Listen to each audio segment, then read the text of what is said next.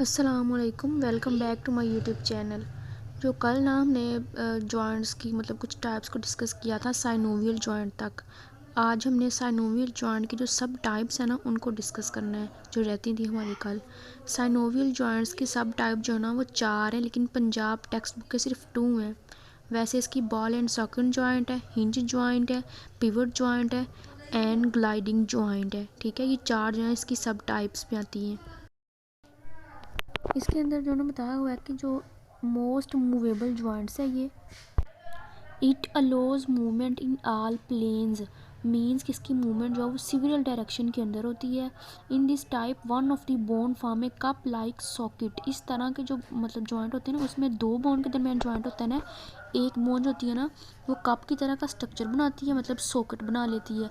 जो दूसरी बोन होती है वो जैसे एक गेंद होती है ना बॉल, उसकी तरह का स्ट्रक्चर बनाती है। कप के अंदर बॉल लाइक स्ट्रक्चर होता है। ठीक है, इसे बॉल एंड सॉकेट जॉइंट कहते हैं।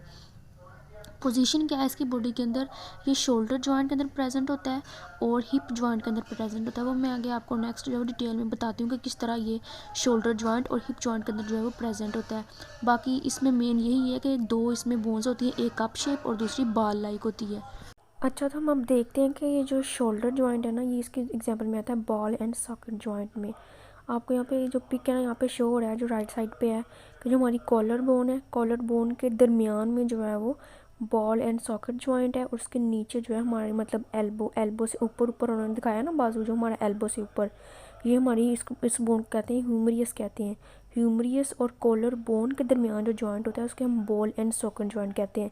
बॉल एंड सॉकेट जॉइंट जो है इंपॉर्टेंट ये है कि बॉल एंड सॉकेट जॉइंट जो है किसकी एग्जांपल में आता है, टाइप में आता है साइनोवियल जॉइंट की। ये आगे सब टाइप में आ रहा है। तो साइनोवियल जॉइंट के अंदर एक कैविटी भी होती है।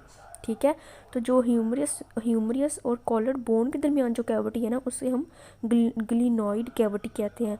ग्लिनॉइड कैविटी के अंदर से जो है बोन निकल रही है जो ह्यूमरियस है और उसके जो कप लाइक स्ट्रक्चर है, देखें कॉलर बोन है, कॉलर बोन के आगे उस इन दोनों में कैविटी ग्लिनॉइड कैविटी है और ये जो बोन यहाँ से निकल रही है ये ह्यूमरियस है। और आपको देखिए ये कप लाइक स्ट्रक्चर यहाँ पे नज़र आ रहा है, वो कप है और गेंद लाइक ये बॉल एंड वो सॉकेट बना रहा है जिसे हम बॉल एंड सॉकेट जॉइंट कहते हैं। ओके, इसीलिए देखो हम अपने ये जो बाजू है इसको हिलाते हैं, ये सिविल डायरेक्शन में मूव करता है हमारे शोल्डर से ना, तो इस वजह से इसे हम बॉल एंड सॉकेट जॉइंट की एग्जांपल में जो है डिस्कस करते हैं। ओके, अब हम लेफ़्ट साइड पे देखें ना तो ये हिप जॉइंट है, मतलब ये हमारे अपेंडिकुलर स्केलेटन में आता है। तो इसमें जो फीमर है मतलब जो हमारा घुटना है उससे ऊपर ऊपर वाली बोन को फीमर कहते हैं। ठीक है, फीमर जो है किसके साथ यहाँ पे कनेक्ट है, प्यूबस के साथ कनेक्ट है। तो प्यूबस और ह्यूमस के दरमियान जो मतलब जॉइंट है वो भी बॉल एंड सॉकेट जॉइंट है। जिस तरह फीमर और कॉलर बोन के दरमियान जो कैविटी थी वो ग्लिनॉइड कैविटी थी, इसी तरह फीमर और प्यूबस के दरमियान जो कैविटी है वो एसिटिबुलम कैविटी है, क्योंकि एसिटिबुलम जो है वो मिलता है बन के किस किस चीज़ से मिलकर बनता है, प्यूबस के साथ, इलियम के साथ और इस्चियम के साथ मिलकर जो है वो एसिटिबुलम बनता है और इस कैविटी को एसिटिबुलम कैविटी कहते हैं। सॉरी, ये जो ना प्यूबस नहीं मैंने कहना था, पेल्वस कहना था। पेल्वस और फीमर के दरमियान जो जॉइंट है उसे हम बॉल एंड सॉकेट जॉइंट कहते हैं। ठीक है, अच्छा जो पिवट जॉइंट, अब अगला जॉइंट जो पिवट जॉइंट है, पिवट जॉइंट रोटेशन होती है अराउंड ए सेंट्रल एक्सिस, मतलब एक सेंट्रल एक्सिस होता है उसके इर्द गिर्द जो कोई चीज़ की जो है रोटेशन हो रही है। इसी एग्जांपल में उन्होंने कहा है कि एटलस और एक्सिस है। ठीक है, सबसे पहले हमें तो ये पता होना चाहिए कि एटलस क्या है और एक्सिस क्या है। एटलस उसे कहते हैं जो हमारी मतलब वर्टिब्रा होती है ना, हमारी रिब्स का जो फर्स्ट पेयर होता है उसको हम एटलस कहते हैं और रिब्स के सेकंड वाला जो पेयर होता है ना उसको हम एक्सिस कहते हैं। ये था एक्सिस और एटलस, ये दोनों अब कहाँ पे मिल रही हैं, पिवट जॉइंट इनको दोनों को मिला रहा है।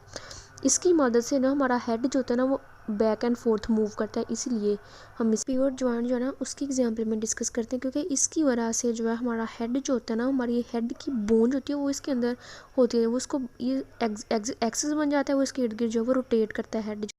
इसके अलावा अगर हम इसकी और एग्जांपल को डिस्कस करना चाहें ना तो पिवट जॉइंट जो हमारी रेडियस और अल्ना होती है ना, मतलब ह्यूमरस के नीचे जो नी जॉइंट होता है उसके नीचे जो बोन्स होती है ना दो, उसको रेडियस और अल्ना कहते हैं। उन दोनों को भी पिवट जॉइंट जो है ना वो मिला रहा होता है, तो ये भी इसकी एग्जांपल में आ सकता है। ठीक है, अगर कोई एमसीक्यू जाए तो इसको भी आपने याद रखना है एज अ सेफ साइड के तौर पे। अच्छा, अब ना नेक्स्ट, अच्छा ये सैडल जॉइंट आगे चलिए इसे डिस्कस कर लेते हैं। सैडल जॉइंट को ही, सैडल जॉइंट होता है ना ये वाहद वो जॉइंट है सिर्फ हमारे जो हैंड्स होते हैं ना, सिर्फ ये थंब के अंदर प्रेजेंट होता है, किसी भी फिंगर के अंदर प्रेजेंट नहीं होता। देखें जो हमारी कार्पल है, कार्पल और मेटा कार्पल को जो मिला रहा है ना, वो सैडल जॉइंट इसके अंदर होता है। कभी आपने गौर किया, अपने हाथ को ऐसे करके देखें तो जो हमारा थंब होता है ना, वो सारी उंगलियों के सामने चला जाता है, लेकिन कोई भी उंगली जो ना किसी थंब के सामने नहीं आती। उंगलियां थंब के सामने आती नहीं है, वो अलग बात है, हम जोर लगा के उसको आगे कर लेते हैं, लेकिन ऐसा होता नहीं है। अपना हाथ सीधा रखें और उसको उसी जगह पे रखना है उंगलियों को, तो थंब सबके आगे आ जाएगा। लेकिन अगर हम थंब को एक जगह पे रखें तो उंगलियां उसके आगे आती नहीं है। उंगलियां हम ज़बरदस्ती उसके आगे हम लेके जा रहे हैं, लेकिन वो अपने आप नहीं आती, ठीक है। इसलिए जो है ना, ये सिर्फ इस थंब की वजह से ही हम कोई चीज़ पकड़ने के काबिल होते हैं। सैडल जॉइंट अगर ना हो तो हमारा थंब भी सीधा रहे तो हम कोई चीज़ भी नहीं पकड़ पाएँ। तो इस सैडल जॉइंट की वजह से जो मतलब मैमल्स हैं ना, उनको बड़े फ़ायदे इस चीज़ के हैं कि वो हम जैसे हमने कोई चीज़ पकड़नी होती है, हम उसको ईज़िली जो है पकड़ लेते हैं।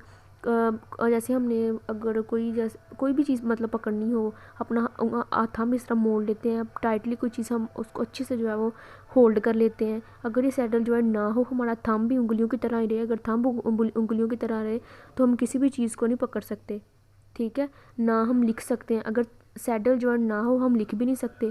हम अपना पेन पकड़ते हैं उंगली और थंब की मदद से पकड़ते हैं ना। अगर सैडल जॉइंट ना हो तो हमारा थंब भी बिल्कुल सीधा रहे तो हम पेन भी ना पकड़ सके और ना हमसे लिखा जाए। तो अल्लाह ताला ने देखिए हमारे अंदर बनाया हुआ कि सैडल जॉइंट सिर्फ जो है वो हमारे थंब और जो मेटा का मतलब थंब के दरमियान प्रेजेंट होता है, सिर्फ, और किसी भी फिंगर में ये प्रेजेंट नहीं होता, ठीक है। आई थिंक ये समझ आ गई है।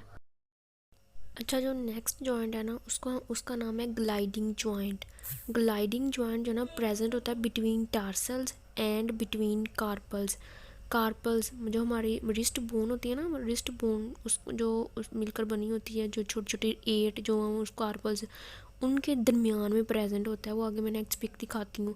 इसी तरह जो टार्सल्स के दरमियान में, मतलब जो हमारे पाँव के अंदर होती है ना, ये टार्सल्स और मीटा टार्सल्स के दरमियान में, इसी तरह जो हमारी रिस्ट बोन है उसको कार्पल्स कहते हैं। 8 बोन बनाती है ना, छोटी छोटी रिस्ट बोन, कार्पल्स 8 बनाती हैं, रिस्ट बनाती हैं, उनके दरमियान में ये प्रेजेंट होता है ग्लाइडिंग जॉइंट, ठीक है।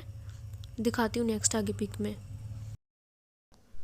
अच्छा, अब ये देखिए जो मैंने ये लेबल किया हुआ है ना, ये कार्पल्स है, 8 है, ये गिन भी सकते हैं आप, 8 कार्पल्स है।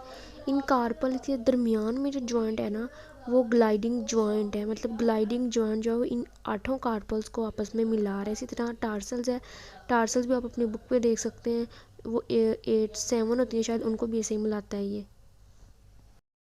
नेक्स्ट है हिंज जॉइंट। हिंज जॉइंट होता है ये लो मूवमेंट इन 2 डायरेक्शन, मतलब 2 डायरेक्शन में ये मूवमेंट शो करता है, जबकि बॉल एंड सॉकेट जॉइंट था वो सिविल डायरेक्शन में मूवमेंट शो करता था। इसकी अगर हम एग्जांपल में देखें तो इसके एग्जांपल में नी जॉइंट आता है, ठीक है, नी जॉइंट और एल्बो जॉइंट आता है। एल्बो जॉइंट जो होता है ये हमारे एक्सिस का पार्ट है, और नी जॉइंट जो है ये हमारे पेंडिकुलर स्केलेटन का जो पार्ट है, ठीक है। आई थिंक अगर आप लोगों को समझ आ गई है। इसके अलावा किसी भी किस्म का आपको कोई भी क्यूरीज होना तो आप कमेंट में लाजमी बताया करें। अगर आपको ये वीडियो पसंद आई तो इसे लाइक शेयर एंड सब्सक्राइब लाजमी कीजिएगा। तब तक के लिए अल्लाह हाफिज़।